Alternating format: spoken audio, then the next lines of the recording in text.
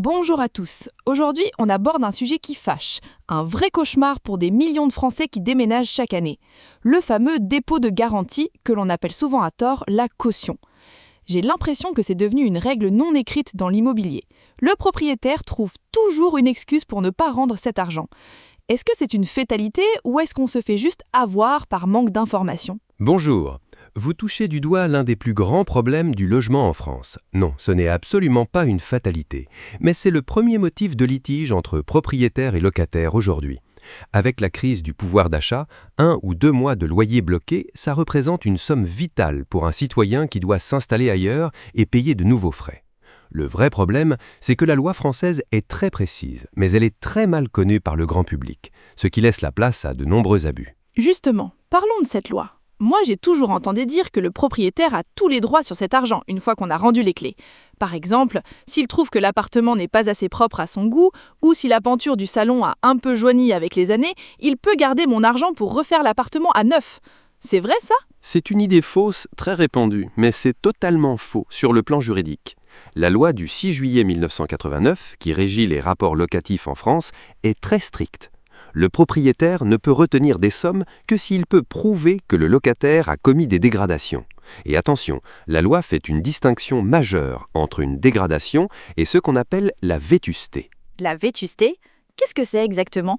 Parce que ça m'a l'air d'être un mot un peu fourre-tout pour justifier tout et n'importe quoi. La vétusté, c'est tout simplement l'usure normale du temps. L'Agence nationale pour l'information sur le logement, l'ANIL, l'a définit comme l'état d'usure naturelle qui résulte d'un usage normal des lieux. Si vous restez 5 ans dans un appartement, c'est normal et inévitable que la peinture blanche devienne un peu moins éclatante ou qu'il y ait de légères marques de passage sur un parquet. Le bailleur ne peut pas vous facturer la remise à neuf d'une peinture qui a vieilli normalement. Il n'a le droit de retenir d'argent que pour de vraies dégradations, comme un trou non rebouché dans le mur, une porte cassée ou une moquette brûlée. D'accord, mais comment il prouve que c'est moi qui ai fait le trou et que ce n'était pas là avant mon arrivée ?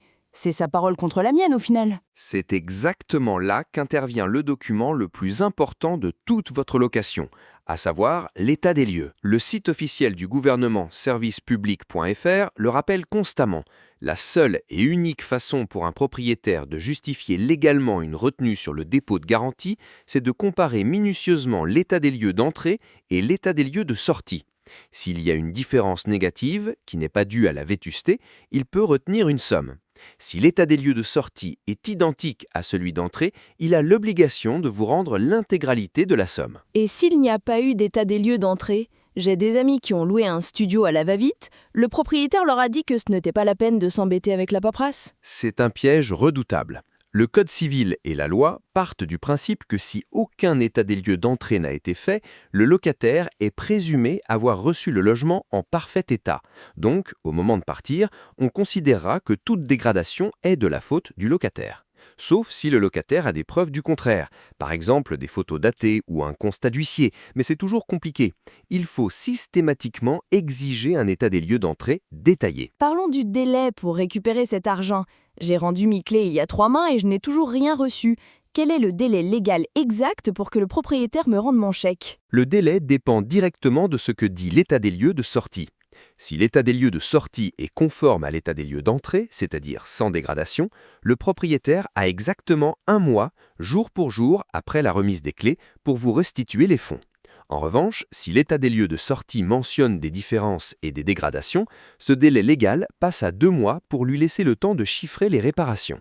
Passé ce délai, c'est totalement illégal de conserver cet argent. Et s'il garde mon argent en disant qu'il doit faire des travaux de peinture, est-ce qu'il doit me prouver qu'il a vraiment fait venir un peintre professionnel ? C'est une excellente question et c'est une faille du système qui surprend souvent les locataires. La Cour de cassation a tranché ce point de manière définitive.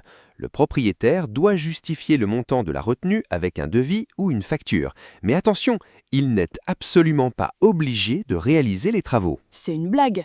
Donc il peut me retenir 400 € sur la base d'un simple devis pour une rayure sur la porte et empocher l'argent sans jamais réparer cette porte pour le locataire suivant. Exactement, c'est parfaitement légal. La justice considère qu'il vous facture la perte de valeur de son patrimoine foncier, prouvée par un devis d'artisan. Mais il a le droit de garder l'argent sans réaliser les travaux. C'est pour cela qu'il faut être extrêmement vigilant et intransigeant lors de la signature de l'état des lieux de sortie. Ne signez rien sous la pression si les termes employés sont exagérés. D'accord, je comprends beaucoup mieux l'enjeu. Mais maintenant, soyons très clairs. Concrètement, quelles sont les étapes à suivre si mon propriétaire fait le mort ou refuse de me rendre mon dépôt de garantie après le délai légal d'1 mois? C'est une procédure stricte à 3 étapes. Premièrement, dès que le délai légal d'1 ou 2 mois est dépassé, vous devez lui envoyer une lettre de mise en demeure par courrier recommandé avec accusé de réception. C'est fondamental, car un simple email n'a pas de grande valeur probatoire. Cette lettre marque le point de départ juridique des sanctions financières contre le propriétaire. Des sanctions financières? Lesquelles? C'est une disposition très protectrice issue de la loi Allure. Pour chaque mois de retard entamé, le propriétaire doit vous verser une pénalité égale à 10% du montant de votre loyer hors charge. Donc, s'il fait traîner les choses pour vous décourager, la facture va gonfler très rapidement contre lui. C'est un argument de poids. Et si malgré ma lettre recommandée avec cette menace des 10%, il ne répond pas toujours, je dois payer un avocat qui va me coûter plus cher que mon dépôt de garantie? Surtout pas d'avocat tout de suite. La deuxième étape, c'est de saisir la commission départementale de conciliation, que l'on appelle la CDC. C'est une démarche totalement gratuite. Vous remplissez un dossier et la préfecture va convoquer les deux parties pour trouver un accord amiable. Dans la grande majorité des cas, quand le bailleur reçoit une convocation officielle de la préfecture, il comprend que vous connaissez vos droits et il vous rembourse pour éviter un procès. Et si vraiment je tombe sur un propriétaire de mauvaise foi et que la conciliation échoue? Dans ce cas ultime, la troisième étape, c'est de saisir le juge des contentieux de la protection du tribunal de proximité dont dépend le logement. La procédure est simplifiée. Vous pouvez la faire seule, sans aucun avocat, en remplissant un simple formulaire CERFA au greffe du tribunal.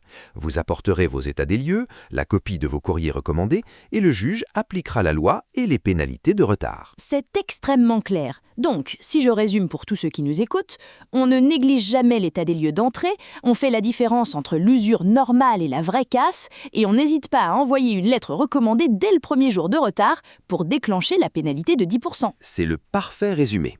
Ne vous laissez jamais intimider. Le dépôt de garantie reste votre argent. Il a été consigné pour rassurer le propriétaire, mais il doit vous revenir de droit si vous avez respecté le contrat. N'hésitez pas à consulter le site de l'ANIL ou Service Public pour télécharger des modèles gratuits de lettres de mise en demeure. Merci infiniment pour toutes ces précisions. On se sent tout de suite beaucoup plus armé face à ces situations stressantes, et ça donne envie de faire valoir ses droits.